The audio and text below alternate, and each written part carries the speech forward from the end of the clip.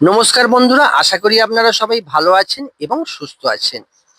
আমি আপনাদের সামনে একটা সুন্দর ভিডিও নিয়ে এলাম। আপনারা ভিডিওটা সম্পূর্ণ দেখার চেষ্টা করুন, দারুণ আনন্দ পাবেন। এটি একটি মহাপ্রভুর প্রাচীনতম মন্দির। আমরা অনেকেই প্রাচীন মন্দিরের উদ্দেশ্যে ছুটে যাই। আপনারাও আসুন না এই মহাপ্রভুর মন্দির দর্শন করতে এবং আনন্দ উপভোগ করতে। আপনাদেরও ভালো লাগবে। কথিতে আছে এবং এখানকার ভক্তবৃন্দরা বলেন, কোনো একজন ভক্ত স্বপ্নাদেশে এই মহাপ্রভুকে তাদের গ্রামের কানা নদী থেকে উদ্ধার করেছিলেন এবং উদ্ধার করার পর এই মহাপ্রভুর বাসস্থান তৈরি করে দিয়েছিলেন। সেই থেকে এই গ্রামে এই মহাপ্রভুর আনন্দ উৎসব খুব সুন্দরভাবে তৈরি হয়। এছাড়া সবাই এই আনন্দ উৎসবে উপস্থিত থাকেন। এই মহাপ্রভুকে প্রত্যেক দিন দুপুরবেলা ভোগ নিবেদন করা হয় অন্ন। সেই অন্নপ্রসাদ প্রত্যেক ভক্ত এলে অবশ্যই পান। ঘুরে আসুন, আপনারও খুব ভালো লাগবে। আপনি একটু সকাল সকাল যান না, গিয়ে এই মহাপ্রভুকে দর্শন করুন, মন্দির দর্শন করুন এবং এখানকার প্রাকৃতিক পরিবেশটাকে দর্শন করুন। এছাড়া ভোগ প্রসাদ গ্রহণ করে আনন্দ উপভোগ করুন। এখানে ভোগ প্রসাদের জন্য কোনো টিকিট বা কুপন কাটতে হয় না। আপনার যদি ইচ্ছা হয়, সামান্যতম সহযোগিতা যদি করেন, এনারা তাই সন্তুষ্ট হয়ে যান। আপনারা একটু সকাল সকাল যান, কর্তৃপক্ষকে বলুন আমরা আজকে প্রসাদ গ্রহণ করব। কর্তৃপক্ষ আপনাদের সহযোগিতা করবে ভোগ প্রসাদ গ্রহণ করিয়ে। আমার ভালো লেগেছিল। আমি ঘুরতে ঘুরতে চলে গিয়েছিলাম এই মহাপ্রভু দর্শন করতে। খুব প্রাচীনতম, কমপক্ষে 400 বছর আগেকার নাকি এই মহাপ্রভুর মন্দির। তা আমি যেদিন গিয়েছিলাম সেদিন ছিল এক বিশাল অনুষ্ঠান। মহাপ্রভুর মন্দিরটা সংস্কার করা হয়েছিল এবং অঙ্গরাগ হয়েছিল, অর্থাৎ মহাপ্রভুকে রং করা হয়েছিল। তারপর অভিষেকের পালা। 7 থেকে 9 ঘোড়া নদী থেকে, ওই কানা নদী থেকে জল তুলে নিয়ে এসে অভিষেক হয়েছিল এবং গ্রামের সমস্ত নরনারী এই অভিষেক অনুষ্ঠানে উপস্থিত ছিলেন। এখানে ভোগ প্রসাদের ব্যবস্থাও ছিল খুব সুন্দর। এই অনুষ্ঠানের কিছুটা ভিডিও আপনাদের কাছে তুলে ধরার চেষ্টা করলাম। দেখুন, একদিকে মহাপ্রভুর অন্নভোগের প্রস্তুতি চলছে, সবজি কাটা চলছে। একবার ঘুরে আসুন, আপনারাও খুব আনন্দ পাবেন। তা দেখতে থাকুন, সঙ্গে থাকুন।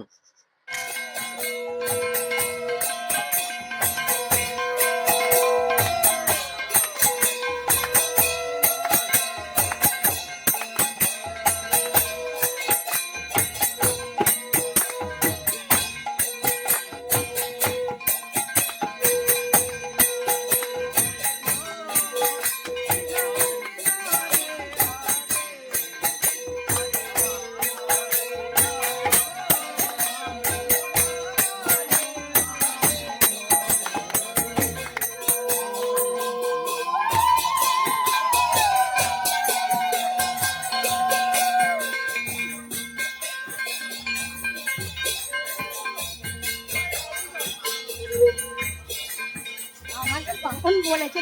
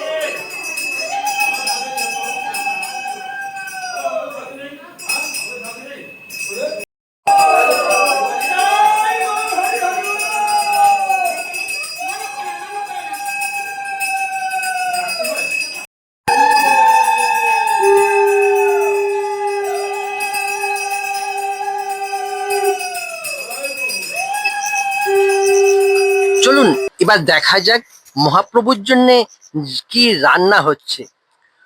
এটা হচ্ছে পনির, মহাপ্রভুর নাকি প্রিয় প্রসাদ। মহাপ্রভুর জন্য শুধু হচ্ছে না, নরনারায়ণের জন্য হচ্ছে। এখানে ভক্তরা সবাই মিলে মহাপ্রভুর প্রসাদ তৈরি করেন। এখানে কোনো ব্রাহ্মণ আসেন না প্রসাদ তৈরি করার জন্যে। ভক্তরা কোমর বেঁধে লেগে পড়েন নরনারায়ণ সেবা এবং মহাপ্রভুর প্রসাদ তৈরি করার জন্যে। এখানে প্রসাদের মধ্যে অন্ন তো থাকেই, অন্নর সঙ্গে থাকে সবজি শাক, তারপর থাকে ডাল, আলু ভাজা, একটি সবজি তরকারি, আর থাকে চাটনি, পায়েস, মিষ্টি। অবশ্যই ভক্তরা খুব আনন্দের সঙ্গে এই প্রসাদ তৈরি করেন এবং যারা এই প্রসাদ গ্রহণ করেন তারাও খুব আনন্দ পান। গ্রাম থেকে অনেকেই আসেন এই প্রসাদ গ্রহণ করার জন্যে। যারা আসেন তারাই প্রসাদ পান। এই প্রসাদ একবার সেবা করে আসুন, খুব আনন্দ পাবেন। আমি পাতা পেরে বসে পড়েছিলাম এই ভাগ্যবান হয়ে এই প্রসাদ গ্রহণ করার জন্যে। আমিও প্রসাদ পেয়েছিলাম সবার সঙ্গে, খুব আনন্দ করে তৃপ্তির সঙ্গে এই প্রসাদ গ্রহণ করেছিলাম। এনারা অনেক পরিশ্রম করেন এই নরনারায়ণ সেবার জন্যে। চলুন একবার মহাপ্রভুকে দর্শন করে নিন। অভিষেকের আগে মহাপ্রভুকে কত সুন্দর দেখতে লাগছে। এই ভক্তরা খুব আনন্দ করে মহাপ্রভুর সেবা করার চেষ্টা করে যান।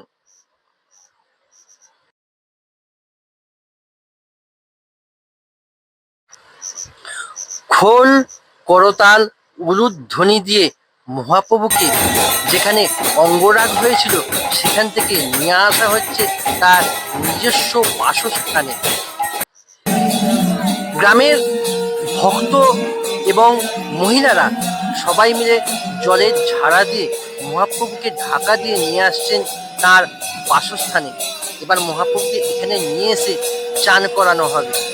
চান করানোর পর সেই জায়গায় যেখানে মহাপ্রভু থাকেন সেখানে রাখা হবে। চলুন তাহলে আপনাদের কিছুটা দেখাই, আপনারা কিছুটা দেখে আনন্দ উপভোগ করুন।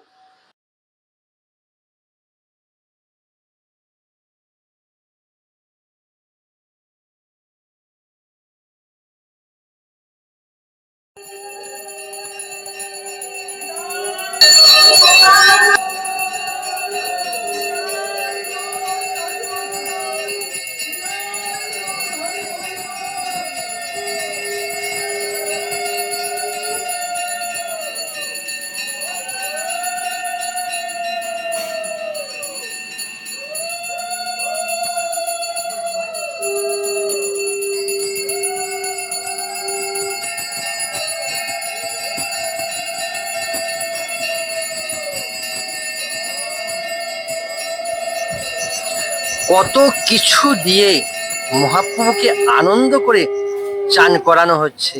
এই চান করানোর পর মহাপ্রভুকে নতুন বস্ত্র পরিয়ে নতুন জায়গায় তুলে দেওয়া হবে, তারপর ভোগ নিবেদন হবে।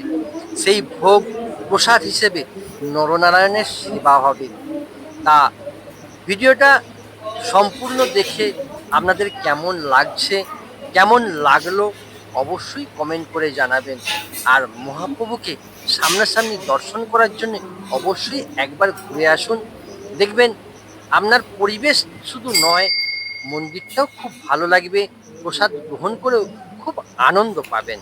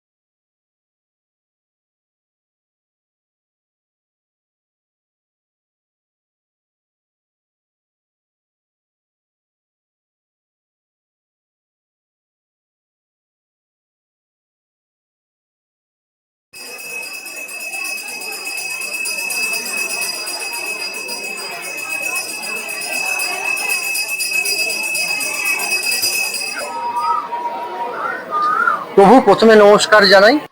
আপনি দয়া করে যদি আপনার নামটা একটু বলেন। আমার নাম শ্রী দেবব্রত অধিকারী। তা আপনাদের এই গ্রামের নামটা?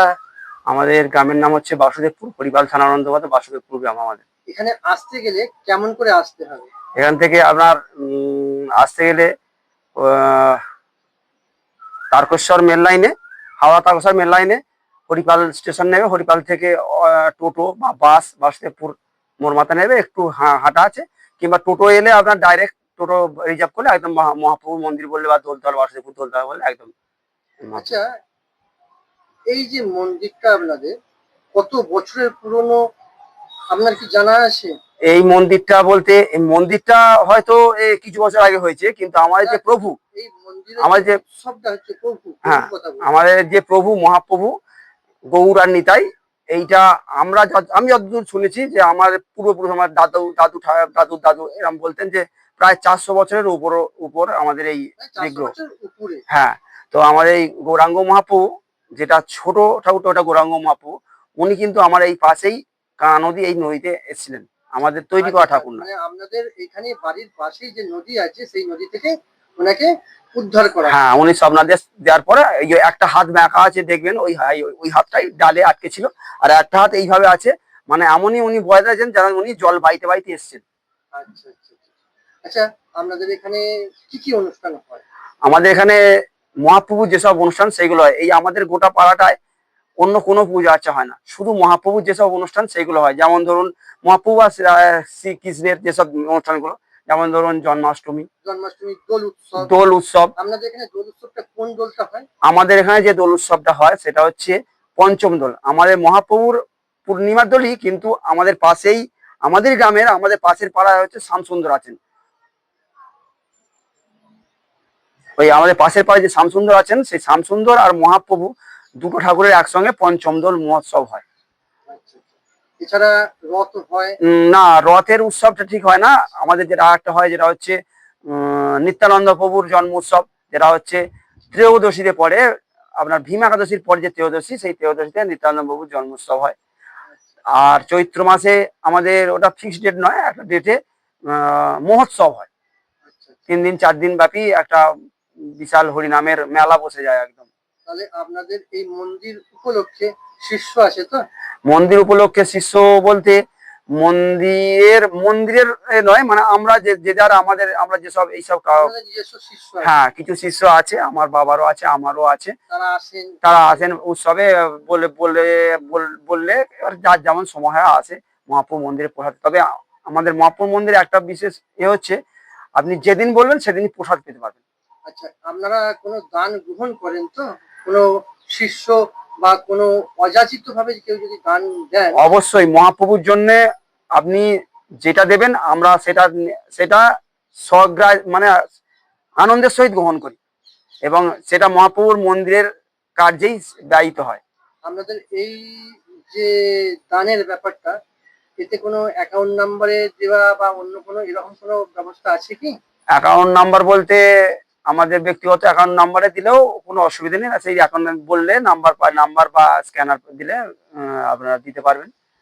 তো এই আর একটা কথা বলি, যেটা হচ্ছে এই আমার মহাপ্রভু মন্দির এই পাশেই একটা, যেটা ভগ্নপ্রায় মন্দির, মানে যেটা আগে ছিলেন, আগের পূর্ব যে মন্দিরটা ছিল সেটা সংস্কারের চিন্তা বলতে, সেই মন্দিরটাকে আমরা ফেলে, কারণ খুবই খারাপ অবস্থাটা, ওটা ফেলে দিয়ে ওখানে নতুন করে ভক্তদের বসবার জন্য ওখানে বড় একটা একটা প্রজেক্ট আমরা পরিকল্পনা করেছি এই বছরই, মানে 1433 সালেই ওইটা শুভারম্ভ করার খুব চিন্তা ভাবনা আছে।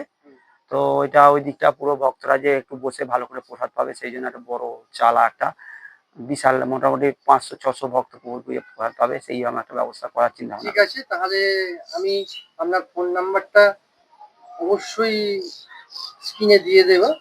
আপনার কোনো আপত্তি যেহেতু নেই, হ্যাঁ, স্ক্যানার থাকলে স্ক্যানারটা আপনি দেবেন, আমি স্ক্রিনে দিয়ে দেবো।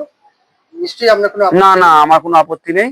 এবং আমাদের যেটা, আমার ব্যক্তিগতভাবে যেটা যদি কোনো ভক্ত এই মহাপ্রভুর মন্দিরে কিছু দান করতে চান, আমি বলবো আগে আসুন, আগে মহাপ্রভুকে দর্শন করুন, প্রসাদ পান, তবে তা ওনার কৃপা হলে আপনি আপনার মন থেকেই, আমি বলবো না যে আপনি দিন, কিন্তু আগে আমি বলবো যে যদি কোনো ভক্ত এই আমার মহাপ্রভু দর্শন করতে আগ্রহী থাকেন, আগে আসুন, তারপর মহাপ্রভু মন্দিরে আপনার যেটা দান করার ইচ্ছা করবেন। কিন্তু আমি আমার নিজস্ব বক্তব্য বা আমার সেবায়িতদেরও যে বক্তব্য, যে আগে মন্দিরে আসুন, প্রসাদ পেয়ে এখানে আগে প্রসাদ পেয়ে আনন্দ গ্রহণ করুন এবং প্রভুকে দর্শন করে আনন্দ গ্রহণ করুন। ধন্যবাদ, ভালো থাকুন। আপনাদের এই ইচ্ছার শুভ কামনা করি। আমি যথাসাধ্য চেষ্টা করব আপনাদের সঙ্গে থাকতে এবং যাতে আপনাদের এই নূতন সংযোজন সংস্কার হয় তার চেষ্টা করার চিন্তা ভাবনা না নিলেও আমি প্রত্যেকটা দর্শকদের কাছে অনুরোধ করব আপনারা এগিয়ে আসুন এবং একটা মন্দির, তার সংস্কার এবং এনাদের যে চিন্তা ভাবনা, সেই চিন্তা ভাবনায় ব্রতী হওয়ার চেষ্টা করলে এনারা যতটা খুশি হবেন, আপনিও দান দিয়ে অবশ্যই আনন্দ পাবেন। যাক, ভালো থাকুন। দেখুন, এই পরিবেশটা এবং মন্দিরটা আমার খুব ভালো লেগেছে, তাই ভিডিওটা তৈরি করে আপনাদের সামনে নিয়ে এলাম। প্রত্যেক গৌর ভক্তকে এবং যারা এসব জায়গায় ঘুরতে পছন্দ করেন তাদেরকে অনুরোধ করব, একবার ঘুরে আসুন, খুব ভালো লাগবে। এবং যদি একটু সকাল সকাল যান, দুপুরের প্রসাদটা আপনিও গ্রহণ করতে পারবেন। এখানে কোনো কুপন এবং চাঁদা দিতে হয় না। আপনি সামান্যতম সহযোগিতা কর্তৃপক্ষকে করলেই তারা সন্তুষ্ট হয়ে যান। এখানে দুপুরের প্রসাদ গ্রহণের জন্য আগে যদি বলেন তাহলে কর্তৃপক্ষের অনেক সুবিধা হয়। এখানে প্রত্যেকটা দিন দুপুরবেলা মহাপ্রভুকে অন্নভোগ প্রসাদ হিসেবে দেওয়া হয় এবং সেই প্রসাদ সবাইকে সেবার জন্য দেওয়া হয়। ভালো থাকবেন, সুস্থ থাকবেন। এরকম সুন্দর ভিডিও দেখার জন্য অবশ্যই আমার পাশে থাকবেন। আমার চ্যানেলটিকে সাবস্ক্রাইব করে এবং কমেন্ট শেয়ার করে আমাকে সহযোগিতা করুন। আপনারা ভালো থাকুন। এরকম সুন্দর ভিডিও আবার তৈরি করে আপনাদের সামনে নিয়ে আসবো।